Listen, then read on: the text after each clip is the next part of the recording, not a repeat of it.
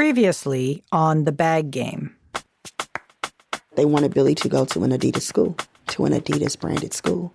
The first question that comes up is, where you get the charger from? The black market economy of paying players under the table exists because of the NCAA's amateurism rules.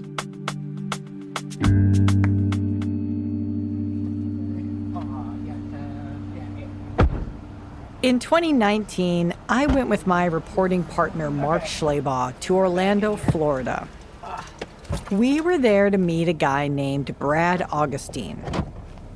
So what is your normal work week like now? Oh gosh, mostly it's in the car. I've got a handful of accounts, and they're spread out. So Tampa, Central Florida. These days, he Lake works City, in his father-in-law's flooring business. porcelain tile. We do a little bit of wood. The only thing we really don't deal with is carpet. Augustine worked his way up in the world of commercial flooring, from forklift driver to sales rep over 2 years. But it was a career change for him, and that led to some awkward conversations. It was nerve-wracking the first couple times when people asked me, well, how did you end up in this industry? Like, how are you here? And it's never something I hid. It's always something I was honest about. He'd tell them the story about how his old life in basketball came to an end. But, telling that story for the first time, you're sweating like, oh my gosh, these people are going to look at me like I'm the worst human being on the planet. And that was why I was there, to have him tell me that story. Hi.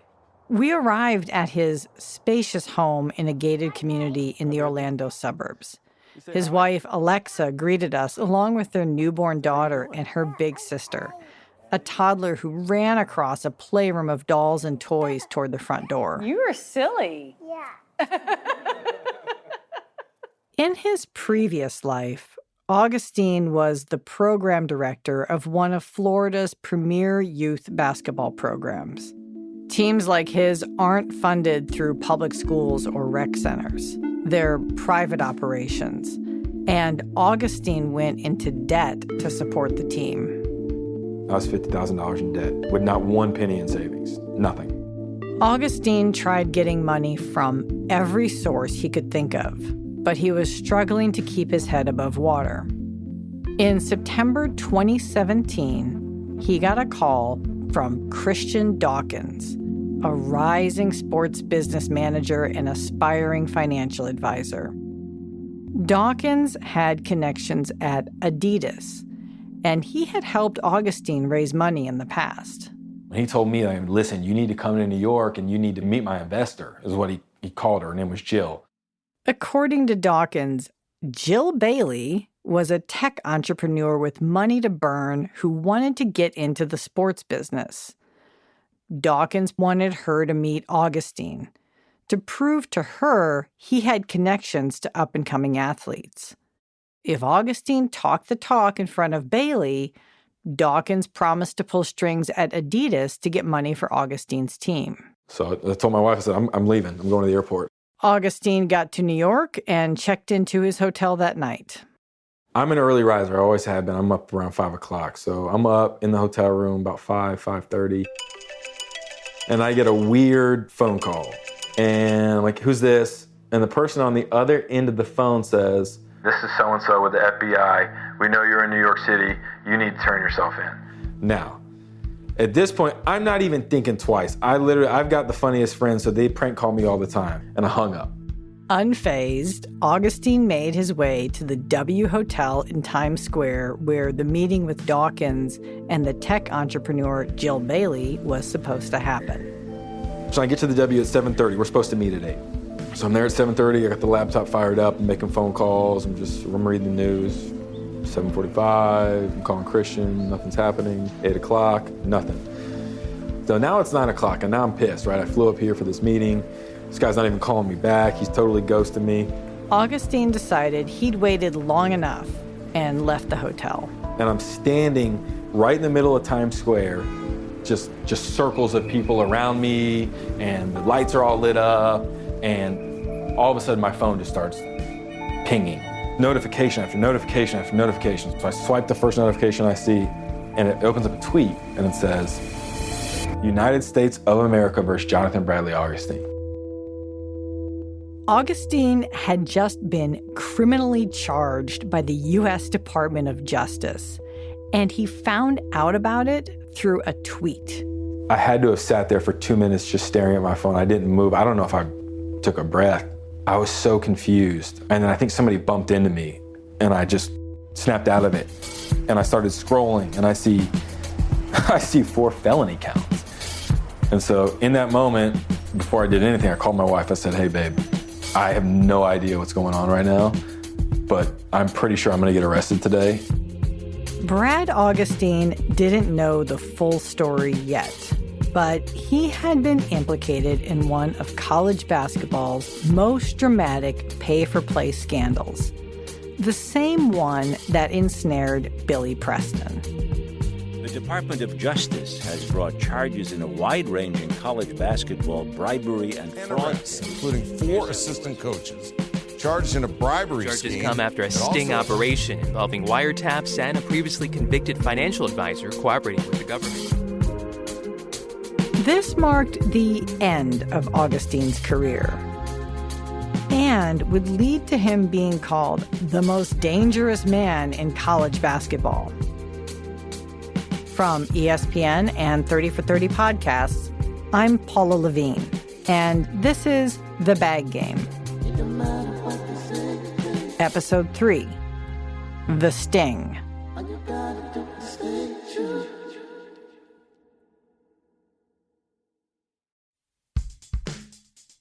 In the first 2 episodes, we focused on Billy Preston, a basketball player benched at the University of Kansas after his car accident got the attention of the NCAA. Billy left Kansas to play in Bosnia, and we'll return to him later. But right now, let's shift the focus to Brad Augustine, because Augustine's story takes us inside the big money world of youth basketball. If you pull the thread on pay-to-play schemes, you'll often find youth teams at the source. Long before he was in the sights of the Justice Department, Brad Augustine grew up in Orlando and went on to play basketball in college. At Southeastern University, had an opportunity then to go overseas, only played about a half a season, wasn't for me.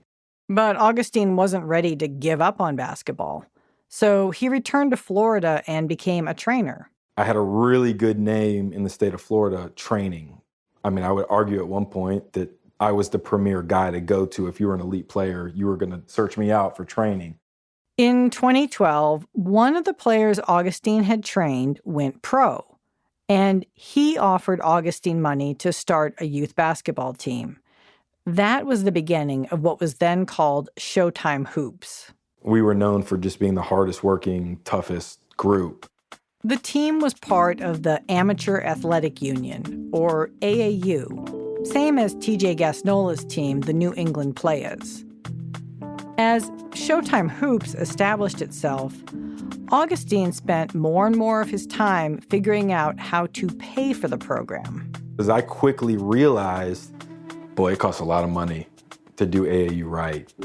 That's because AAU teams travel to tournaments all around the country. You're traveling a minimum of 30 kids, a coach or 2 coaches, so you're renting 15-passenger vans, you're getting hotels. You know, these kids aren't getting sent with any money, so you're at McDonald's or at Wendy's or you're at Waffle House where you can get the biggest bang for your buck, or you're ordering pizza. And man, it's a lot to balance. These were 15 to 17-year-old kids. They eat a lot. Some of the players' families helped to pay for the team's costs, but most weren't able to. Augustine had money from his backer in the NBA, but he was also taking on tens of thousands of dollars in personal credit card debt. His wife, Alexa, felt the impact.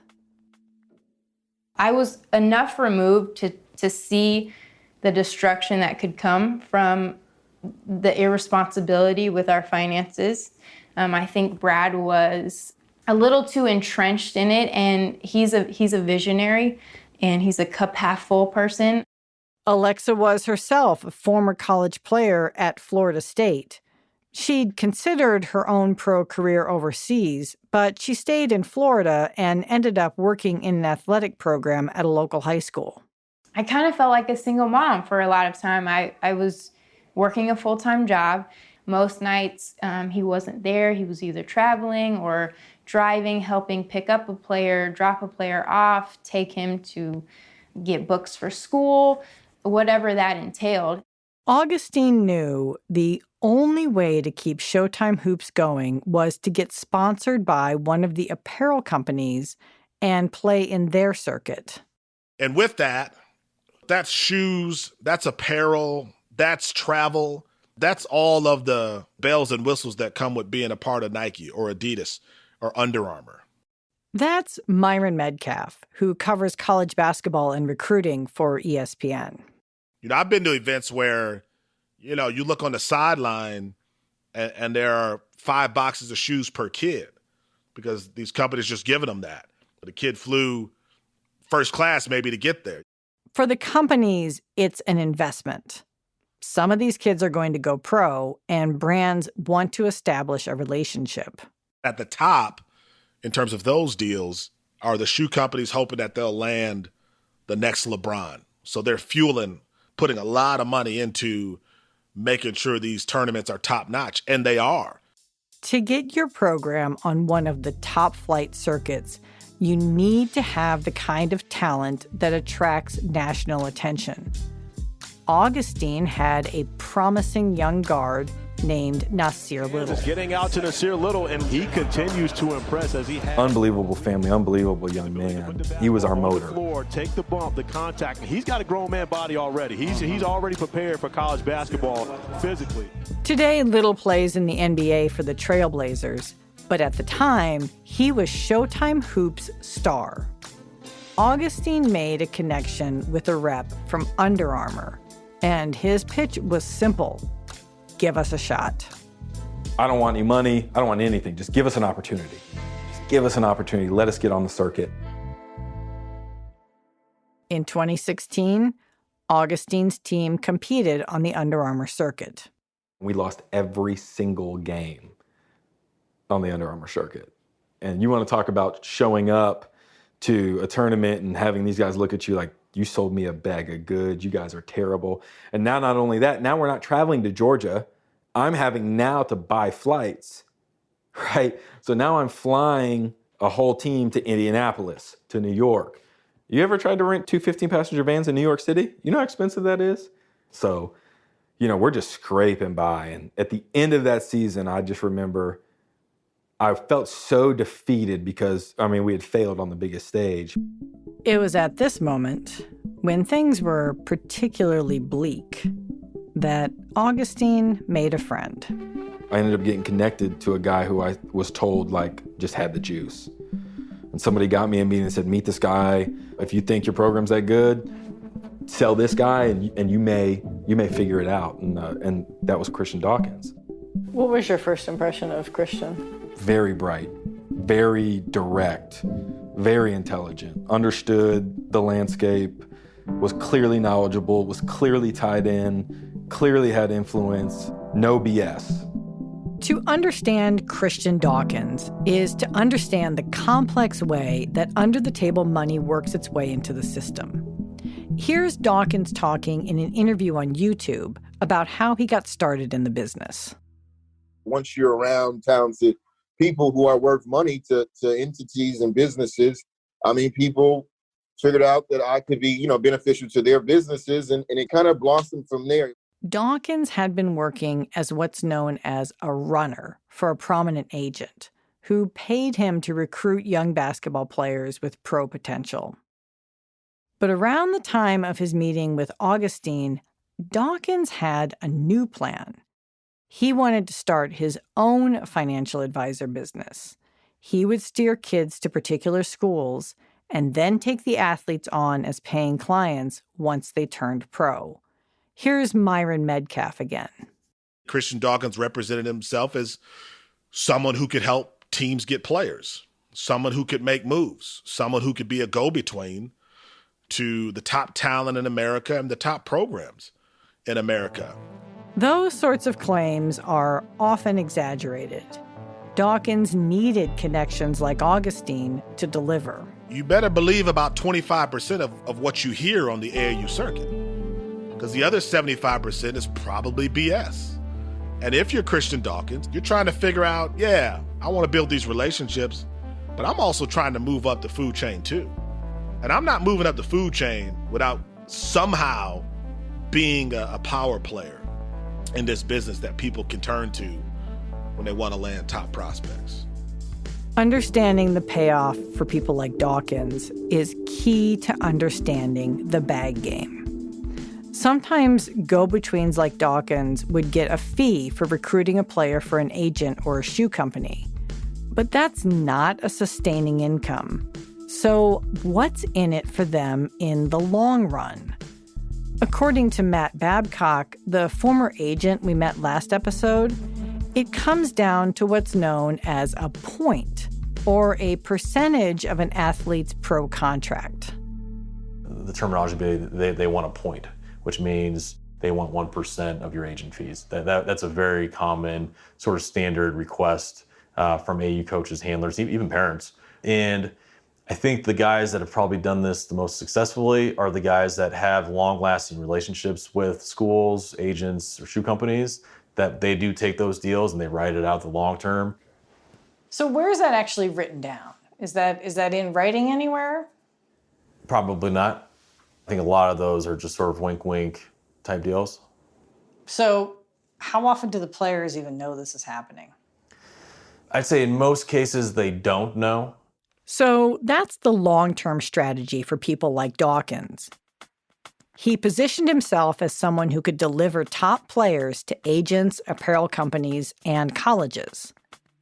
Augustine and Dawkins frequently talked about where Showtime Hoops players wanted to go to school. See, AAU coaches have a lot of influence on their players' college decisions. College coaches can't just talk to high school players whenever and however they want.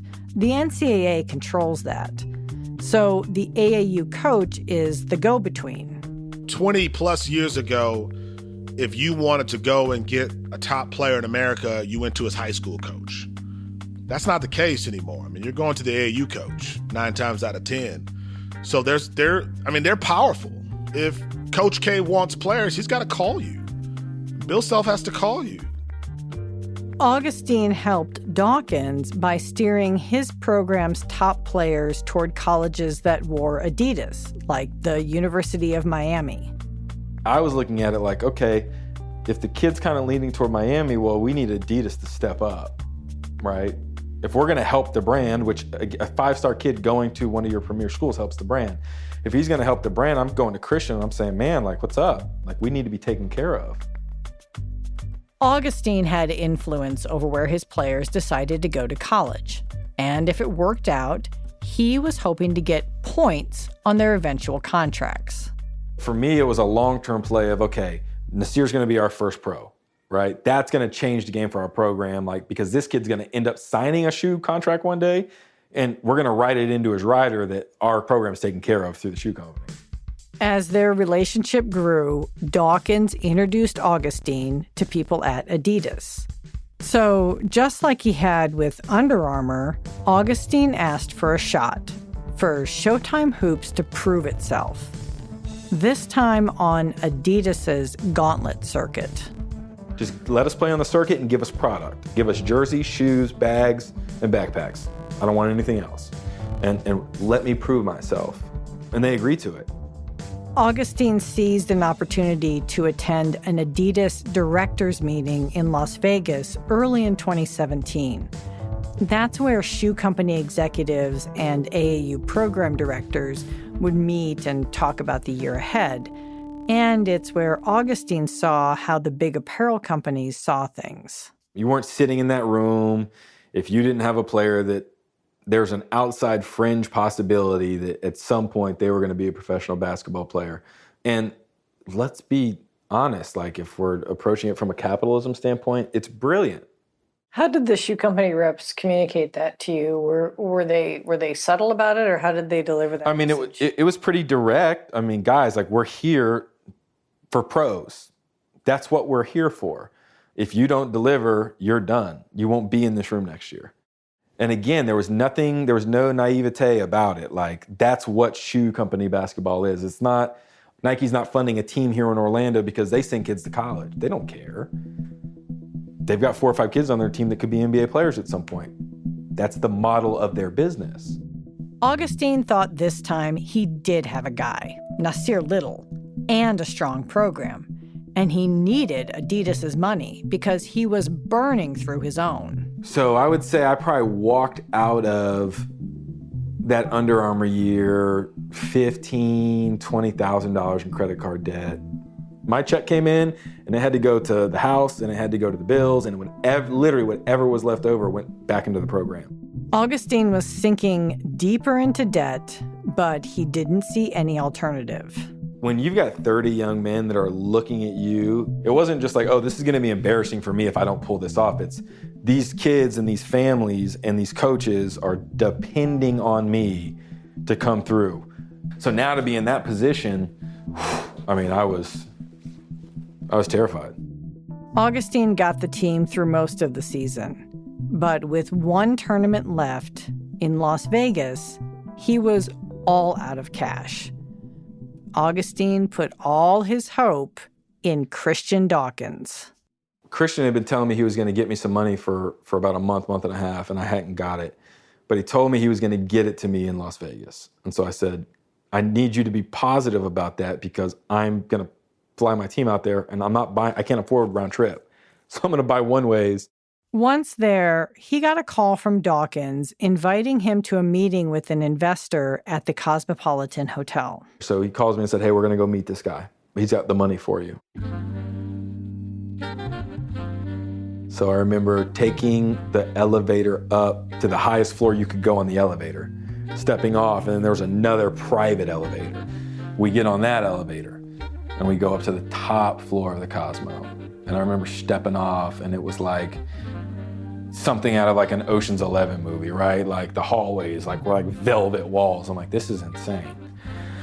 And so we knock on the door opens, and I mean, it was like open doors out to the Vegas skyline, like expansive balcony. Inside the room, Dawkins introduced Augustine to a couple of guys. There was just some young dude in there with his like shirt unbuttoned down to his navel and like spiky hair, and that was supposedly his investor. And then Marty was there as well.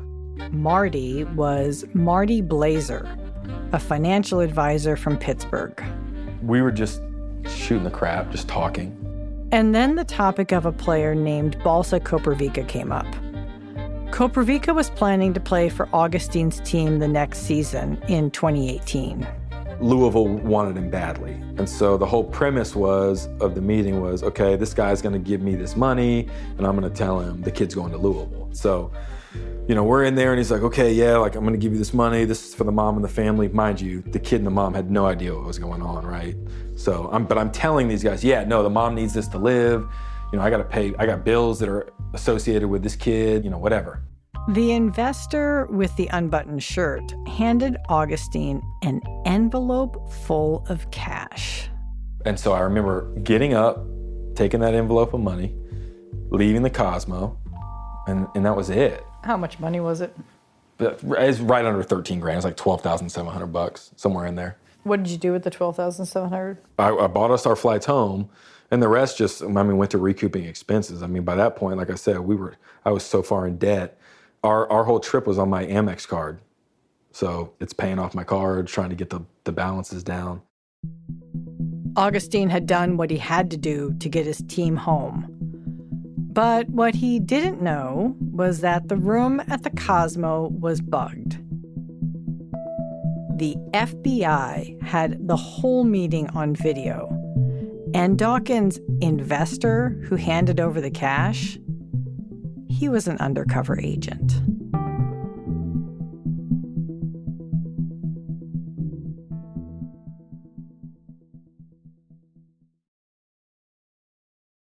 When Brad Augustine took that envelope of cash and walked out of the Cosmopolitan Hotel in Vegas, he became part of one of the largest bribery scandals in the history of college sports. The feds had set him up. But why? All right, let's do it. I talked with the prosecutors who pursued the case to find out. My name is Ted Discant. From 2012 until 2021, I was an assistant U.S. attorney for the Southern District of New York. The Southern District is sometimes nicknamed the Sovereign District of New York for its political independence and ability to take on nationally high-profile cases. SDNY is the prosecutor's office that sent ex-Trump attorney Michael Cohen to prison. Former New York Assembly Speaker Sheldon Silver, Bernie Madoff, Michael Avenatti, Martha Stewart, Jeffrey Epstein, and then Ghislaine Maxwell. In 2022, SDNY set its sights on imploded cryptocurrency giant FTX and its founder Sam Bankman-Fried. SDNY started investigating college basketball thanks to Marty Blazer. He's the now former financial advisor who Augustine met at the Cosmo. Blazer had gotten caught stealing money from clients, mainly professional athletes, and investing it in a number of failed ventures. This included a truly terrible horror movie called A Resurrection. When a client discovered that Blazer had forged his signature to help pay for that, Blazer had to pay him back, in part by stealing from his other clients. In 2014, Blazer offered to give the government dirt on college sports as part of a proposed plea bargain. See, Blazer had already been part of a bribery scandal involving college football, and through mutual connections, he knew what Dawkins and others were up to with basketball coaches. Blazer agreed to become an informant to help the feds expose corruption in college basketball. Many investigations start with a tip, with a bit of information. It was more of a bottom-up than a top-down. This is Andrew Goldstein. At the start of the investigation, Goldstein was chief of the unit handling the case, but he left before the cases went to trial. As we looked at these relationships that Marty Blazer had, and we saw the way that these financial advisors and coaches were operating, then it struck us there is some real corruption here. And let's investigate that as hard as we can investigate, and let's see how much of that we can ferret out and figure out who were the wrongdoers there. Blazer told prosecutors about a complicated web of college coaches, apparel companies, financial advisors, grassroots programs, players' family members, and large sums of money. So the feds started investigating the bag game. They set up wiretaps and heard a lot, including a conspiracy to get athletes to attend schools sponsored by Adidas. What's going on, brother? Yeah, sorry. This is a phone conversation between an Adidas consultant named Merle Code and Adidas marketing executive James Gatto, who we heard about in the last episode. They're talking about Nasir Little, Augustine's star player. So here's the deal. There's a kid named Nasir Little who's top 5 or 6 in the country, who Larinaga and those guys really want. Jim Larinaga is the head coach of the University of Miami, an Adidas school. The problem is Arizona's offered the kid $150, and we're trying to keep him from going to one of their schools. The University of Arizona is a Nike school. So it was brought to me through Brad and Christian, who said, hey, do you think Jim would be able to keep him at Miami because they really want the kid? And I said, I don't know the answer to that. I'll have to ask Jim if he's willing to do that. I don't know how and what and where and how, why and blah, blah, blah. He's going to be a senior, right? Yes, he's a rising senior. When would they need the money?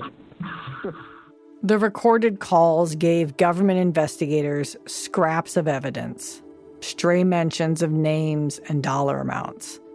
But it's not like anyone gets on the phone and explains the whole scheme like some kind of movie villain. When people see wiretaps on television and in movies, there are a bunch of agents sitting around listening to every word, and the entire story comes together.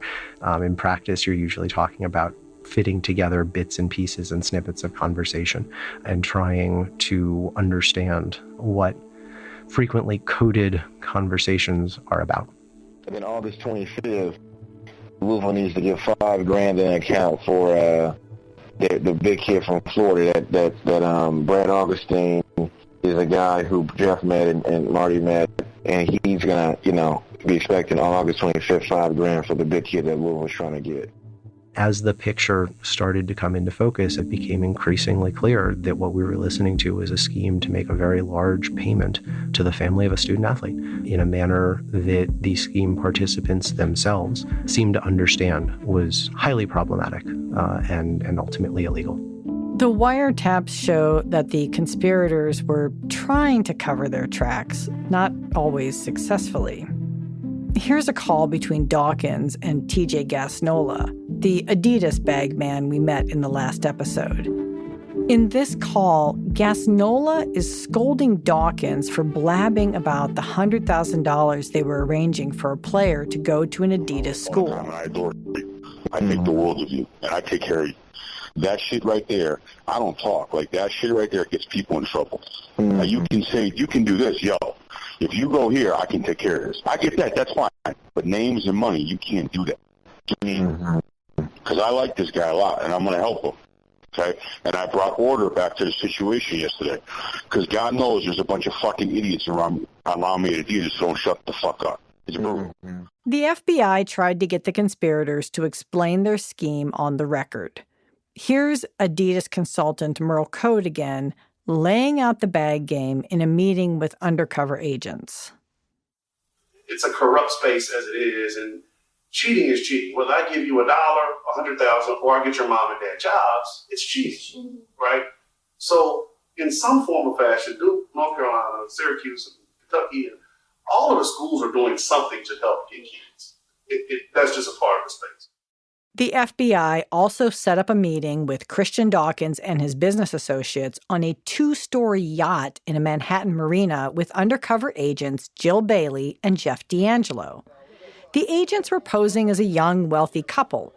D'Angelo wore khaki pants, Sperry boat shoes, and a sweater tied around his neck. Bailey and D'Angelo were supposedly celebrating their new business venture with Dawkins to pay for top college basketball recruits. They had a duffel bag with tens of thousands of dollars in cash to seal the deal. The FBI agents brought wine and a hidden camera. This is the way to do business, right, Christian? Yeah, I like it. The conspirators took the money. But later, they started to get a little nervous about Bailey and D'Angelo, their new business partners. In this call, Code and Dawkins are talking about how odd it is that Google doesn't turn up anything on their 2 investors. Here's I'm just going through this shit. Like, I need you and I to protect ourselves, man. And I'm saying this just as a guy who's real skeptical about this shit. You and I need to get some background information on Jeff and this chick. Okay. Like, and I'm just telling you to protect your own ass and where she comes from and where her money comes from. Your name is going to be tied to it. My name is going to be tied to it. And until I feel good about these folks, I don't know. And I'm looking up Jeff D'Angelo and can't find nothing on him, and that shit is really concerning me. Those misgivings didn't keep Dawkins and Code from continuing to do business with the undercover agents. So, using the recorded phone calls, meetings with undercover agents, and other evidence like emails and text messages, SDNY built a case. Their investigation rolled up guys like Christian Dawkins and TJ Gasnola, as well as Merle Code, James Gatto, and Brad Augustine. The meeting on the top floor of the Cosmo Hotel in Las Vegas was a key piece of the government's evidence. And a side note, it came out years later that one of the FBI agents there that day removed thousands of dollars in government cash from the room's safe and lost it playing blackjack at the casino. He eventually pleaded guilty to one misdemeanor count of conversion of government money. The FBI denied all of our interview requests for this series. So, after that Vegas hotel sting, the FBI had Augustine on tape agreeing to steer a player to the University of Louisville in exchange for just under $13,000. A few weeks after Augustine took the money from the meeting in Vegas, he got the call from Dawkins inviting him to New York City to meet his investor, the undercover agent Jill Bailey. The morning Dawkins and Bailey were supposed to meet with Augustine, the FBI arrested Dawkins in his room at the W Hotel. Which brings us back to Times Square, where Augustine learned he was indicted on Twitter. Back home, his wife Alexa was also getting the news. By the time I get home, my phone is blowing up. Just text after text, phone call after phone call. My phone actually froze. And when it finally unfroze, I answered it. The first person who was calling in was a mutual friend of ours. And at this point, I had no idea what was going on. And I'm so confused. And he's like, just turn on ESPN right now. Let's bring in our basketball insider, Jeff Goodman. And Jeff, when they say the investigation continues, you think, uh-oh, what else is there? So what else is there?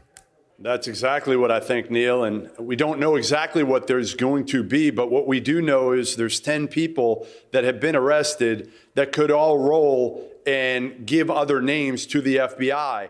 And that's what Augustine didn't know what was happening or why, just that he was in trouble. First, he called Alexa, and then he called the FBI to turn himself in. And I just sat there, and 45 minutes later, 4 guys in suits get off the elevator. From there, they took my phone, took my computer, took my backpack, and walked me downstairs, and they handcuffed me and put me in the back of a car. And so I'm sitting in the back of a Crown Vic with my hands cuffed behind my back, with a Fed on my left and my right and 2 in the front seat. And, you know, mind you, they're doing their job, right? Oh, you're going to jail, you're going to prison for 80 years, and you have no idea. You know, you better tell us everything we want to know. And I just remember at one point, like laughing, like, what are you guys talking about? Like, what did I do? And I just remember asking that question over, like, guys, why am I here? Brett Augustine knew it was a violation of NCAA rules to take shoe company money for steering players to certain schools, but he had no idea it was a crime. And as the FBI made its arrests in the case, that was a common reaction. When you tell me bribery scandal, like I imagine a scene from Goodfellas or something like that. I mean, I thought the FBI only showed up when like the mob was involved. That's ESPN's Myron Medcalf again. Literally, I honestly didn't know the FBI could get involved with something like college basketball. At these events on the circuit, there's not this sense of evil happening. The FBI made it that, but that's not what's happening, man. Of course you know money's exchanging hands, and of course you understand that things are happening that would be NCAA violations. Are they life violations? Everybody's in it, man. If this thing is dirty, we all got mud on us, man. All of us. Coming up in our next episode, prosecutors announced the arrests and outlined the bag game. Coaches at some of the nation's top programs soliciting and accepting cash bribes. There were discussions primarily what's going to be the next shoe to drop. How far is this going to go? And Billy Preston waits to hear his name in the NBA draft. If I was able to play that whole year at KU, it would have been a whole different outcome. That's in the next and final episode of The Bag Game.